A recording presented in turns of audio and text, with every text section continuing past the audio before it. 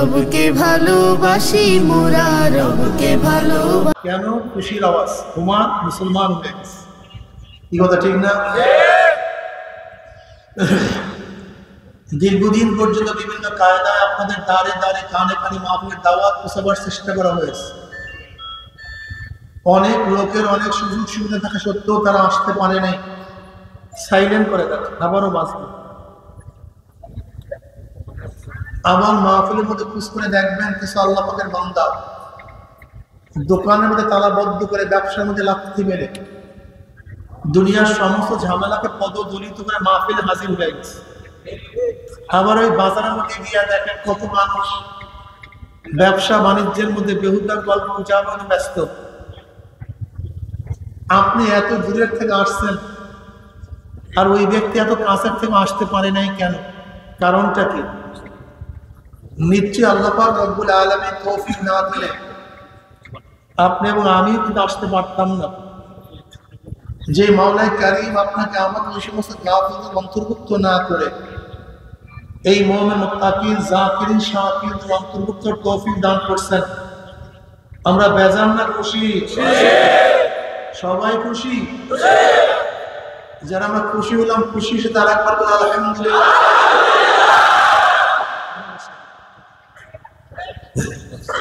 আপনার জিকিরের আওয়াজ যত দূর গেছে, এর মধ্যে কাঁচা পাকা যত কিছু আছে, জঙ্গল, লাঠি, ছোটা, বাঁশ, গাছ, কিয়ামতের ময়দানে জাকিরের পক্ষে সাক্ষী দিয়ে দেবে। মাশাআল্লাহ, আলহামদুলিল্লাহ। একবার সুবহানাল্লাহ পড়ার সাথে সাথে আমল নামে 1000 নেকি লেখা হয়ে গেছে, 1000 গুনাহ ঝরে গেছে। ইন্নাল হাসানাত ইউযহিবনা সাইয়্যাত, নেকি গুনাহকে মিটায়। নেকি ইউযহিবনা অর্থ কি? এমন ভাবে মিটায়, নেকি গুনাহকে এমন ভাবে দূর করে মনে হয় যেন সে কোনোদিন গুনাহই করে নাই। যেমন কাপড়ের মধ্যে ময়লা, লন্ড্রিওয়ালা সাবান, সোটা, ব্লিচিং, গরম পানি, ঝাঁকুনি, ডলনি বিভিন্ন প্রসেস করার পরে যখন ফেরত দেয় মনে হয় যেন কোনোদিন ময়লাই লাগে না, কোনোদিন নাকি? যখন পরিষ্কার হয়ে যায় মনে হয় যেন ময়লাই লাগে না। ঠিক গুনার থেকে যখন বান্দা তওবা করে, আত্তাইবুনা যামবি কামাল্লা যামবালা, যখন গুনার থেকে বান্দা তওবা করে মনে হয় যে কোনোদিন গুনাহই করে। আল্লাহ আমাদের সবাইকে তওবা করে তৌফিক দিয়া দাও, আল্লাহুম্মা। ইসলাম জিনিসটা কি? ইসলাম পালন করলে ফায়দাটা কি? একবার বলছে মোবাইল ফোন অফ করে দিই ভাই, ডিস্টার্ব না করি ভাই, অফ করে দিই। ফায়দাটা কি?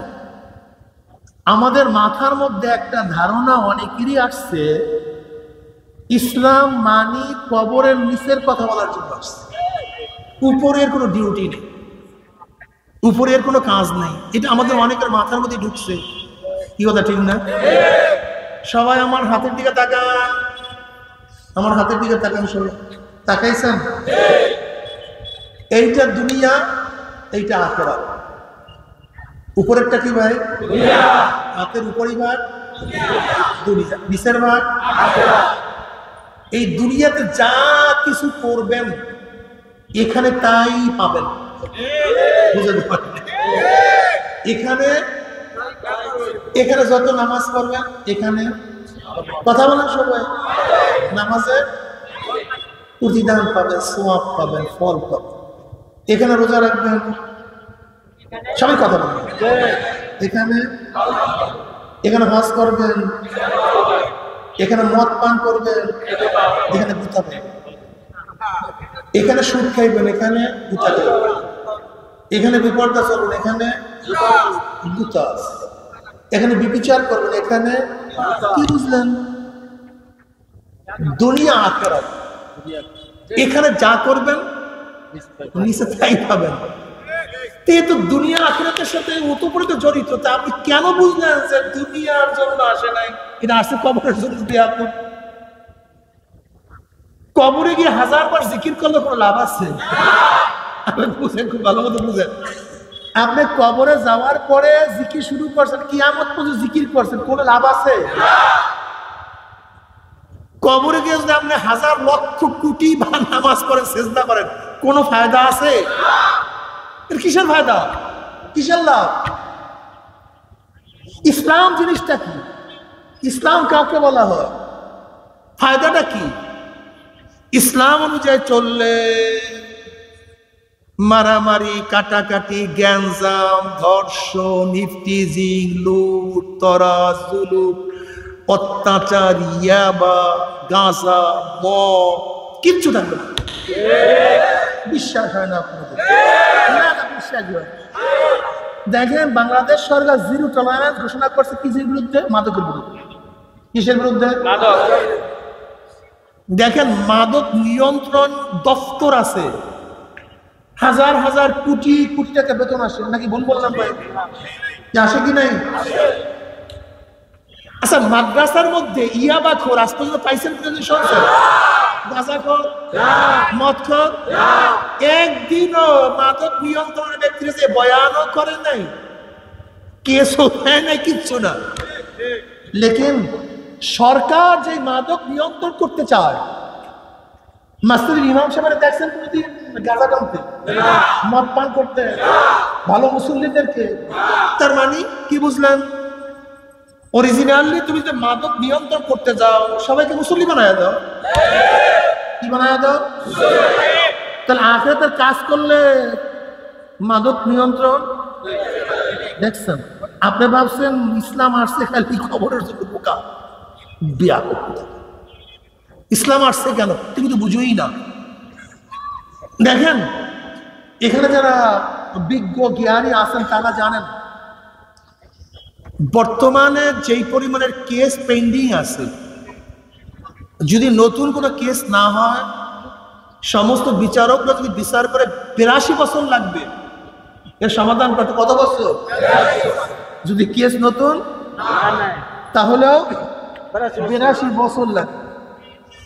অথচ ম্যাজিস্ট্রেট কোর্ট, মুন্সিফ কোর্ট, জজ court, high court, open bench, chamber bench, supreme court, এত কোর্ট থাকা সত্ত্বেও এত বিচার। অথচ ওমর ইবনে খাত্তাব রাদিয়াল্লাহু তাআলা আনহু প্রধান দেশের, আবার বিচারকের তিনি প্রধান, কোনো কেস পেন্ডিং নেই, কোনো কেস পেন্ডিং নেই। কারণটা কি? এর কারণ একটা খুব ভালো মতো বুঝবে। আসলে ইসলামটা বুঝি না, আমাদের সমস্যা এখানে। অন্যায় বেশি হবে, কেস বেশি হবে, কেস বেশি হবে, পেন্ডিং অন্যায় হবে না, কেস হবে না, পেন্ডিং থাকবে না। আইন দিয়ে মানুষকে নিয়ন্ত্রণ করা যায় না, আদর্শ দিয়ে মানুষকে নিয়ন্ত্রণ করা যায়। ইসলাম কি চায় জানেন? বুঝিনি না আপনারা সমস্যা। ইসলামের মধ্যে বর্তমান পাশ্চাত্য লর মধ্যে পার্থক্যটা জ্ঞানের খুব ভালো মতো শুনবেন, বোঝার চেষ্টা করবেন। বর্তমান ল ইফটিজিং এর বিরুদ্ধে, বর্তমান ল ধর্ষণের বিরুদ্ধে। ধর্ষণ করলে এই শাস্তি, ইফটিজিং করলে এই শাস্তি। যদি ইফটিজিং যেন না করে, ধর্ষণ যেন না হয়, এর জন্য কোনো ব্যবস্থা আছে? কোন ব্যবস্থা নেই। বরং আমাকে কি করছে, ব্যাপারটা কেমন হইলো ভালো মতো শুনবেন। এখন খেয়াল রাখবেন তো আমি কি বয়ান করি। তেঁতুলের কথা বলবো। তেঁতুল কেউ জিব্রাতে সেবায় নেয় নাকি? তেঁতুলের কথা বলছি, সমস্যা আছে তেঁতুল। এখন কোন পাগল যদি আমার সামনে তেঁতুল নাড়ায়, এই যে দেখো তেঁতুল, এই যে দেখো তেঁতুল, খবরদার খবরদার তোমার যেন লালা না আসে, খবরদার তোমার জন্য আকর্ষণ না সৃষ্টি হয়, কিন্তু এই যে দেখো তেঁতুল, এই যে দেখো তেঁতুল, কি হবে বলেন তো? আকর্ষণ হবে। কি মানুষ, এগুলোকে জ্ঞান টিয়ান আছে? তুমি আমাকে বলবে তেঁতুল দেখলে যেন তোমার জবানে স্যাপ না আসে, অথচ আল্লাহ পাক ন্যাচারালি আমার মধ্যেই পয়দা করে দিয়েছেন তেঁতুল দেখলে কি আসে। পুরুষ মহিলা একত্রিত হইলে তার মধ্যে আকর্ষণ, এইটাই নিয়ম। যদি আকর্ষণ না হয় যদি না হয় বলেন তো, যদি না হয় কি আছে সমস্যা? মূল থিম হলো নেগেটিভ পজিটিভ একত্রিত হইলে শর্ট করবেই। যদি ব্যাটারির নেগেটিভ পজিটিভ একত্রিত হয়, এই কারেন্টের নেগেটিভ পজিটিভ একত্রিত হয়, কি করবে? এই হলো স্বাভাবিক স্বাভাবিক নিয়ম, এইটাই আইন, এইটাই যৌক্তিক। কিন্তু যদি দেখেন নেগেটিভ পজিটিভ একত্রিত করার পরেও শর্ট না করে, মাশাআল্লাহ মাশাআল্লাহ, কি আছে? এখন তুমি আমাকে পড়াবা, মেয়ে ছেলে হাত ধরিয়ে হাঁটবা, বন্ধু বানাবা, অমুক করবা, তমুক বানাবা, থমুক করবা, সব চলবে, একাত্রে চলো, অমুক চলো, তমুক চলো, কিন্তু খবরদার খবরদার গরম হবা না, খবরদার তাকাবা না, খবরদার এইটা করবা না, খবরদার এইটা করবা না। তুমি পাগল টাগল নাকি? ইসলাম কি বলে? ওয়ালা তাকরাবু জিনা। ইসলাম জেনা করতে নিষেধ করে, কি বলছে? ওয়ালা তাকরাবু, জেনার কাছেও যেও। ইসলামের থিমটা বুঝেন? আল্লাহ কি বলছেন? ওয়ালা তাকরাবু হাযিহি শাজারা। আদম আলাইহিস সালাতু ওয়াস সালাম বলছেন তুমি এই গাছের কাছে যাও না, এই গাছের কাছেও যেও না। ফল খেতে নিষেধ করেন নাই, কি বলছেন? এই গাছের কাছেও যেও না, ফল খাওয়া তো দূরের কথা। আল্লাহ পাক জানেন যদি গাছের কাছে যাও তাহলে ফল খেয়ে ফেলবা। আল্লাহ পাক কি বলছে? ওয়ালা তাকরাবুজ জিনা, আয-যানিয়াতু ওয়াজ-যানি। এখানে জানি জেনাকারী মহিলার কথা আগে নিয়ে আসছেন, পুরুষের কথা পরে নিয়ে আসছেন। কারণটা কি? কারণটা কি?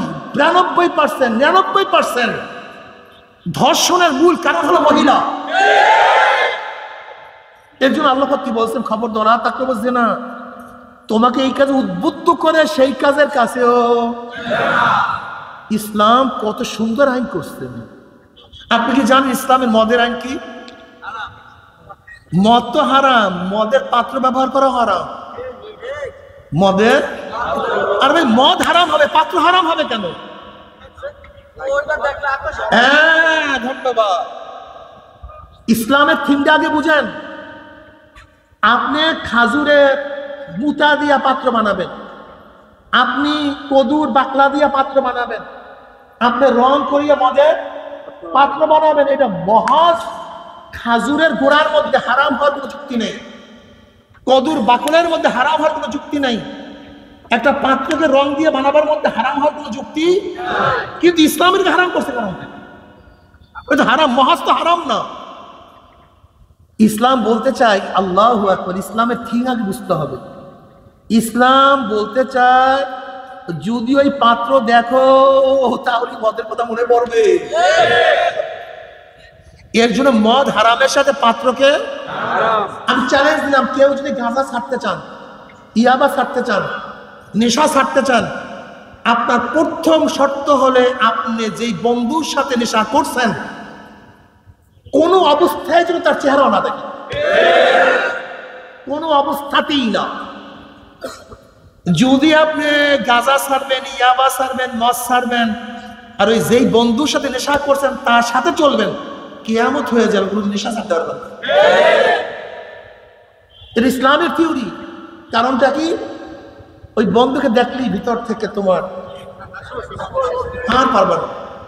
এই জন্য কেউ যদি নেশা ছাড়তে চাও, ফার্স্ট কাজ হলো অল্প অল্প আস্তে আস্তে। কেউ নেশা ছাড়তে পারে না, আস্তে আস্তে আস্তে আস্তে।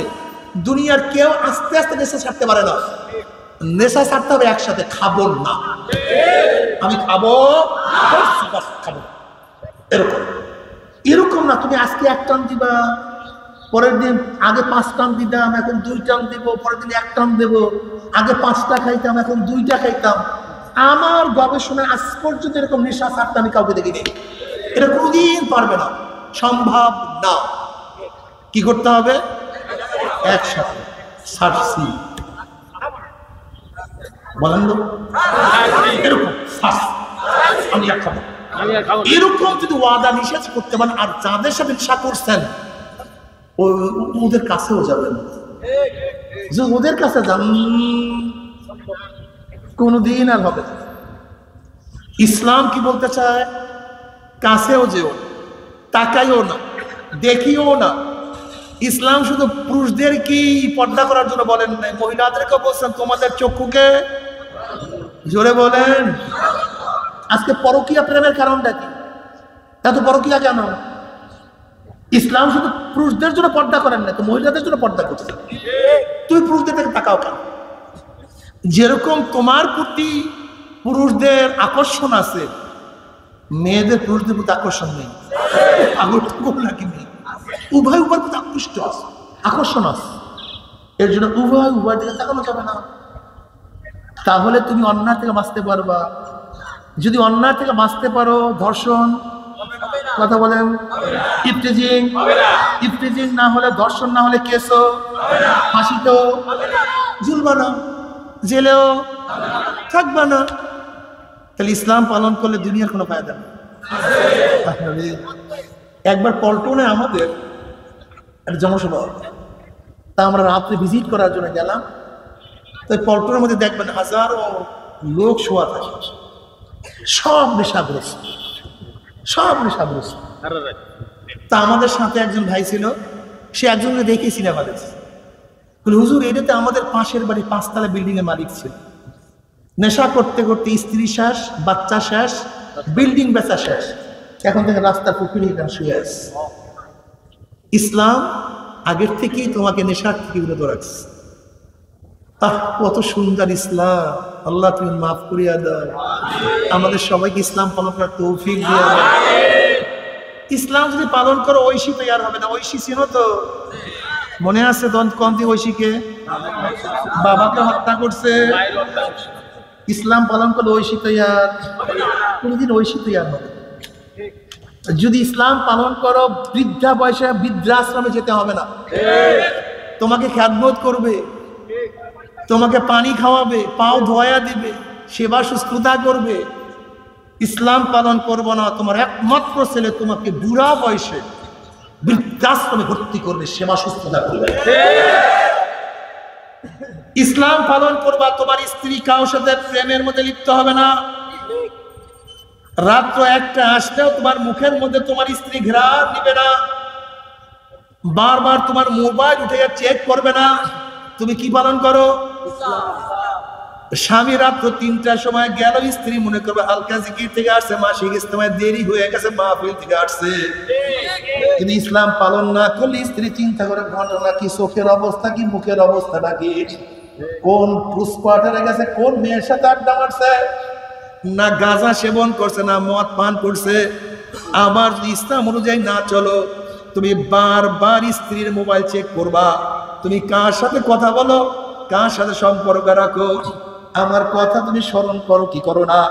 ইসলাম নাই, স্বামী স্ত্রী মোহাব্বত নাই। ইসলাম আছে এমন ভালোবাসা, এরকম প্রেম, এত সুন্দর মোহাব্বত। তুমি স্ত্রীর পাগল, স্ত্রীও তোমার পাগল। তুমিও তার দিকে তাকাও, তুমিও তার দিকে তাকাও, সেও তোমার দিকে তাকায়। তুমি তার জন্য সাজো, আর সেও তোমার জন্য সাজে। আর ইসলাম পালন করবা না, তুমি যখন ঘরের মধ্যে যাবা নোংরা কাপড় পরিয়া থাকবে, যখন রাস্তায় বের হবে সুন্দর সুন্দর শাড়ি পরিয়া বের হবে। বুঝাতে পারি? ইসলাম মানবা, মজাই ইসলাম। এক ব্যারিস্টার বাবার জানাজা অনেক কান্নাকাটি করতে আসে, অনেক কাঁদতে কাঁদতে কাঁদতে কাঁদতে অস্থির, তাপন কাপন হয়ে গেছে, কান্না থামায়। অনেক পরে যখন কান্না থামছে, সবাই প্রশ্ন করছে, আপনি মনে হয় আপনার আব্বুকে অনেক বেশি মহব্বত করেন। কোনো সন্দেহ নেই, মহব্বত করি বলে এর জন্যই বেশি কান্নাকাটি করতেন না। আজকে কান্নাকাটির কারণ এইটা। বলে কেন এত কাঁদছেন? বলে দেখো, ওই ব্যারিস্টার এক একটা কেসে লক্ষ লক্ষ টাকা নেই, বিলাতে পড়াশোনা করছে, কিন্তু আজকে বাবার জানাজায় দাঁড়াইয়া জানাজার দোয়া করতে পারি নাই। আজকে বাবার জানাজায় দাঁড়ায় দোয়া করতে পারি নাই, আমি কি শিখলাম? এখানে যারা হাজার হাজার মানুষ উপস্থিত আছেন, হাজারো মানুষ এখানে আছে যারা জানাজার দোয়া জানি না, যারা সূরা ফাতিহাও জানি না, কলেমাও জানি না।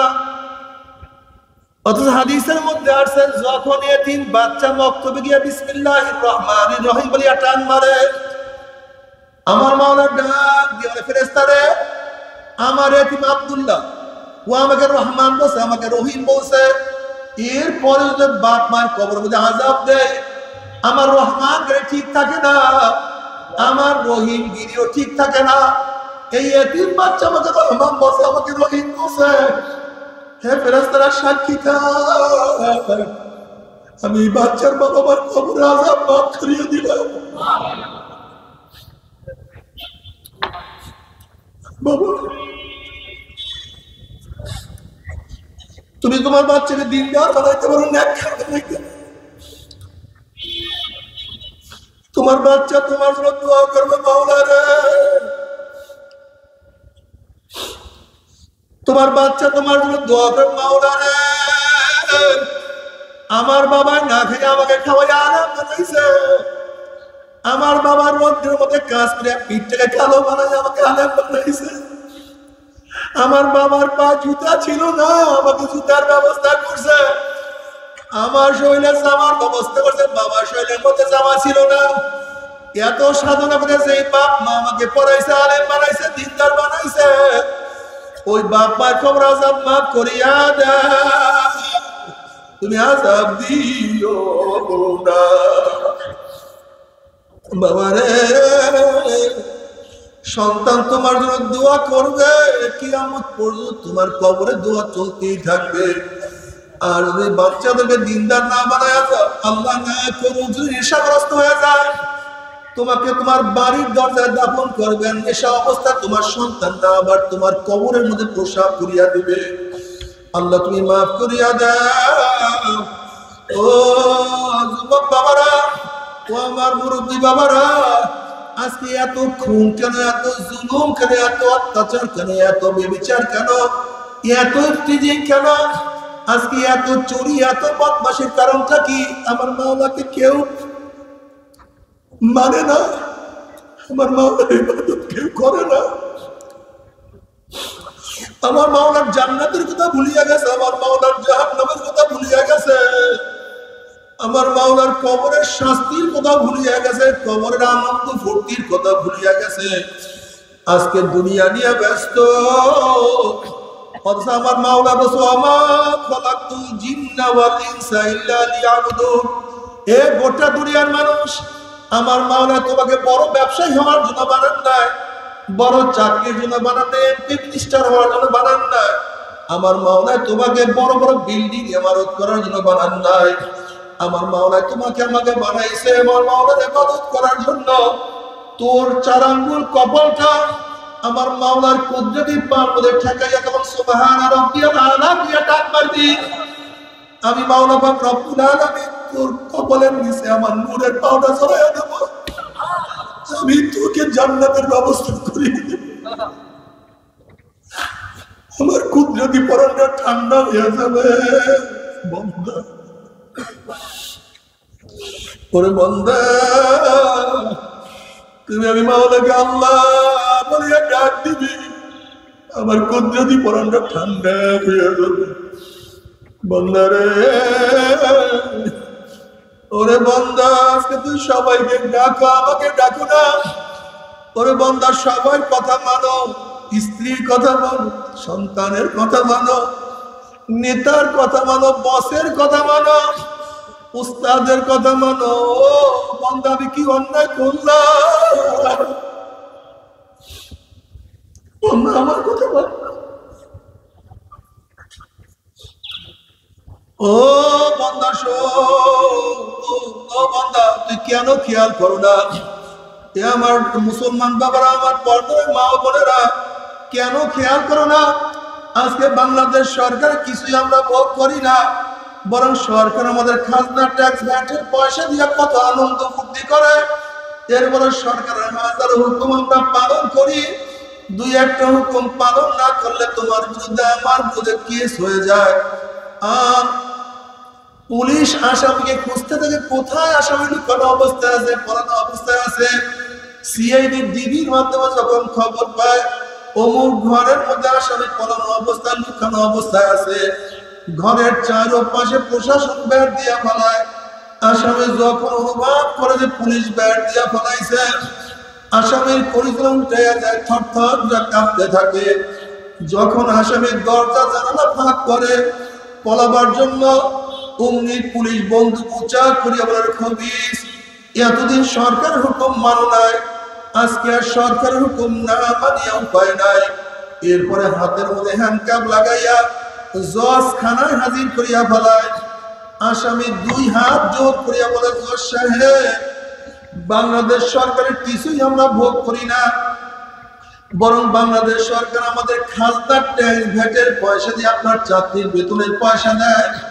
এরপর সরকারের হাজার হুকুম পালন করছি, একটা হুকুম অমান্য করছি, আপনি আমাকে মাফ করিয়া দেন। তখন জজ সাহেব বলে, বাবা এখানে মাফের কোনো আইন নাই, একটা হুকুম অমান্য করছো, একটা হুকুম অমান্য করার শাস্তি তোমাকে ভোগ করতেই হবে। এরপরে জজ সাহেব কাউকে 30, কাউকে 40, কাউকে যাবজ্জীবন, কাউকে ফাঁসির রায় লিখিয়া দেয়। একদল জেলখানার পুলিশ লাফ দিয়ে আসিয়া আসামির হাতের মধ্যে হ্যান্ডকাপ লাগাইয়া কাউকে জেলে ঢুকায় দেয়, কাউকে ফাঁসিতে ঝুলাইয়া দেয়। এ আমার জ্ঞানী বাবারা, এ আমার পর্দালে জ্ঞানী মা বোনেরা, যদি সরকারের কিছু ভোগ না করিয়াও সরকার হুকুম অমান্য করার কারণে জেলে থাকতে হয়, ফাঁসিতে ঝুলতে হয়, তাহলে আমি প্রশ্ন করবো, আসমান কার, জমিন কার, সূর্য কার, চন্দ্র কার? আমার মাওলার আসমান, আমার মাওলার জমিন, আমার মাওলার চন্দ্র, আমার মাওলার সূর্য, আমার মাওলার গাছ, আমার মাওলার মাছ, আমার মাওলার বাতাস, আমার মাওলার পানি, আমার মাওলার চক্ষু, আমার মাওলার জবান, আমার মাওলার হাত, আমার মাওলার নাস, আমার মাওলার কিডনি, আমার মাওলার হাত, আমার মাওলার পা, আমার মাওলার সব নিয়ামত ভোগ করে আছেন, আমার মাওলার হুকুম মানবি না, আমার মাওলার ওসা মারবে না। যদি সরকারের কিছু ভোগ না করিয়া সরকার হুকুম অমান্য করলে শাস্তি পাইতে হয়, আমার মাওলার সব নিয়ামত ভোগ করিয়া আমার মাওলার হুকুম মানবার আইনাল মাফাত কোথায় ভাববা? 7 তবক জমিন নিচে আজরাইল হাজির, ওয়ালাউ কুনতুম ফি বুরুজিন মুশাইয়াদা, আসমানের বুরুজে গিয়ে দেখবা আমার মাওলার আজরাইল হাজির। পশ্চিমে চলিয়া যাও, আজরাইল সেখানে হাজির হয়ে যাবে। পূবে যাও, আমার মাওলার আজরাইল সেখানে হাজির হয়ে। আইনাল মাফার, কোথায় ভাববা? আজকে পুলিশ মানুষের মতো একজন মানুষ, অনেক সময় দেখা যায় আসামির চেয়ে পুলিশ দুর্বল হয়। মানুষের মতো মানুষ পুলিশ দেখিয়া, আসামির চেয়ে দুর্বল পুলিশ দেখিয়া যদি আসামির পরিচা উল্টে যাইতে পারে, আখিরাতের আসামি ধরার জন্য তখন সেই দারোগা পুলিশ তৈরি করে রাখছেন, তার নাম আজরাইল। তুমি কি জানো আজরাইল অবস্থাটা কি? নাফরমান বদমাশ বেঈমান যখন মৃত্যুর আসার খেয়ে পড়িয়া যাবে, হঠাৎ স্বপ্নের মধ্যে দেখতে পাবেন জাহান্নামের দরজার টাস টাস ফাটিয়া গেছে। আজরাইলের মাথা মানে পাওতার জমিনে এক হাত মাসিকার, এক হাত মাগরিবে, নীল রঙের দিঘির মতো বড় বড় 2টা চক্ষু, গোটা দুনিয়া বরাবর বিশাল একটা শরীর, সমস্ত শরীরের মধ্যে লম্বা লম্বা কালো কালো পশম, আবার সমস্ত পশমের গুঁড়া দিয়া শুধু আগুনের ঝিলকি বাইর হইতে আছে। এই অবস্থা দেখিয়া নাফরমান রুগার বাইর হইতে চাইবে না, রুগা থরথর করে কাঁপতে থাকবে। করুণ দৃষ্টির আজরাইলের দিকে তাকায় বলে, ভাই আজরাইল, আমার বয়স তো মাত্র 16, আমার বয়স তো মাত্র 18, আমি তো মাত্র মেট্রিক পরীক্ষাতে মাইয়ে ভর্তি হইলাম। আমি মনে মনে কত কল্পনা করতাম, বিসিএস ক্যাডার হব, ডিসিএসপি সচিব হব, ঢাকায় বাড়ি থাকবে, গাড়ি থাকবে, কিন্তু ছাত্র জীবনে তুমি আমার সামনে হাজির হয়ে যাবে কোনোদিন কল্পনা করতে পারি নাই। ভাই আজরাইল পরীক্ষা আগামীকাল রেজাল্ট বেরোবে, রেজাল্ট শোনার সুযোগ করিয়া দাও। ভাই আজরাইল আমার নবজাত শিশু, আমি মারা গেলে দিন হইয়া যাবে, ওদের মুখের মধ্যে কি খানা তুলিয়া দিবে, একটু বাচ্চা বড় হওয়ার সুযোগ করিয়া দাও। ভাই আজরাইল মুখ মাহফিল গিয়া নিয়াত করছিলাম, নামাজ আর কাজা করবো না, রোজা আর ছাড়বো না, গুনার কামের কাছে আর যাবো না। এই তওবা করতে করতে তুমি আমার সামনে হাজির হয়ে গেছো, আমাকে একটু তওবা করার সুযোগ করিয়া দাও। আল্লাহর কসম সারা রাত তো ঘুমাবো না, সারা রাত ইবাদত করবো, সারাদিন কিছুই খাইবো না, সারাদিন রোজা রাখবো। বন্ধু বান্ধবরা আড্ডার প্রশ্নই আসে না। আমি সারাদিন কোরআন তেলাওয়াত জিকির আজকার মধ্যে লিপ্ত হয়ে যাব। ওয়া আকুম মিনাস সলিহিন, আমি নেককার আল্লাহ ওয়ালা হয়ে যাব। আমাকে তওবা করার সুযোগ করিয়া দাও। আজরাইল আলাইহিস সালাতু ওয়াস সালামের খবীর আমার মাওলাকে কালামে পাকের আগেই বলেন নাই, ওয়ালা ইউআখিরুল্লাহু নাফসান ইযা জাআ আজালুহা। আমি কার বাড়ির দরজায় নক করলে গোটা দুনিয়ার মানুষ আমাকে সরাইতে পারে না। আমি কার সামনে হাজির হইলে গোটা দুনিয়ার মানুষ আমাকে ভাগাইতে পারে না। আমি আমেরিকার রাশিয়া বুলেট কামান কিছুই ভয় করি না। আর তোকে সুযোগ দেওয়া হবে না। আজরাইল আলাইহিস সালাতু ওয়াস সালাম গোশাইয়া রুটার কিয়ামত থামা মারবে, থামার চলে কলিজার রগগুলি সিরিয়া সিরিয়া নিয়ে যাইবে। এ আমার বড় লোক বাবারা, এ আমার শিক্ষিত বাবারা, যদি মাওলানা আজরাইলকে বাঁচার জন্য আমেরিকায় গিয়া চিকিৎসা করো, লন্ডন গিয়া চিকিৎসা করো, ওপেন হার্ট সার্জারি করো, কিডনি পরিবর্তন করো, রক্ত পরিবর্তন করো, মাওলানা আজরাইল থেকে তোমাকে আমাকে আর কেউ বাঁচাইতে পারবে না। 2 দিন আগে 2 দিন পরে ঘটনা কিন্তু ঘটবেই ঘটবে। কি নিয়ে মনে করছি আল্লাহ মাফ করিয়া দে।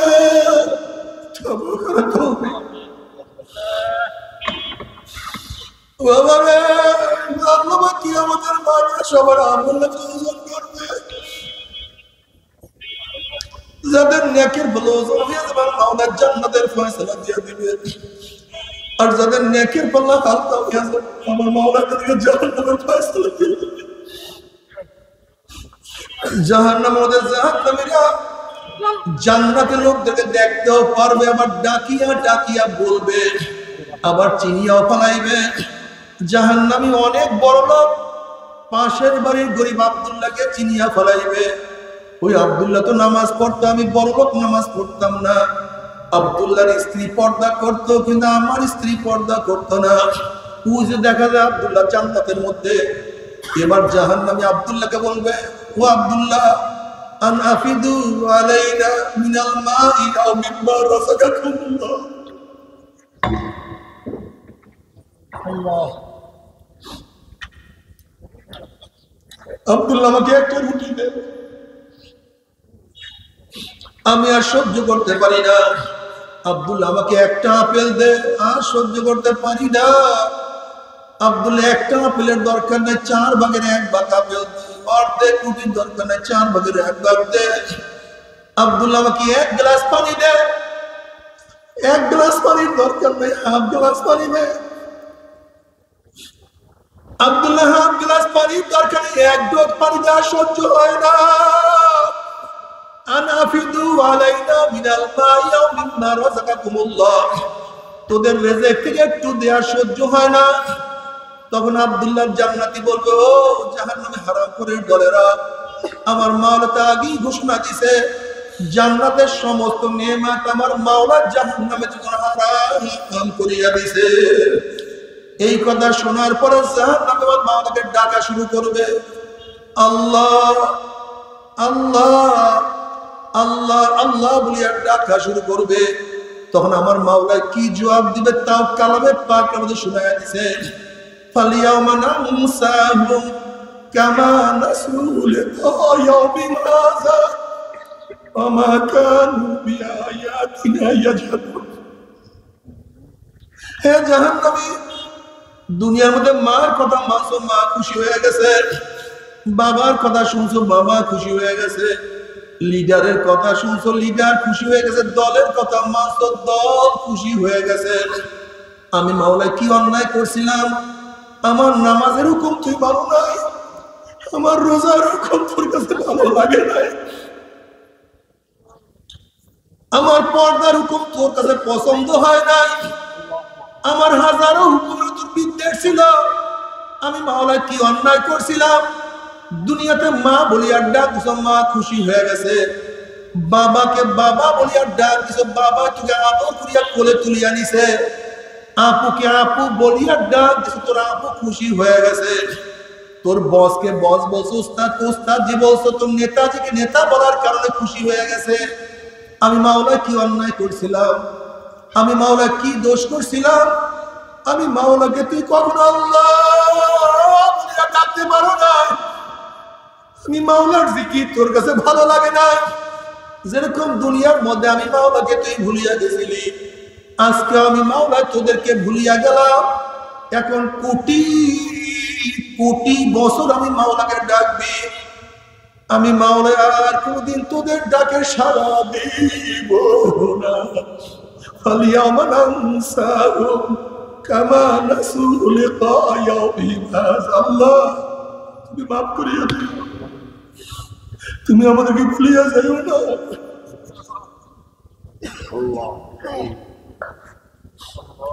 তুমি আমাদেরকে ভুলিয়া যাও।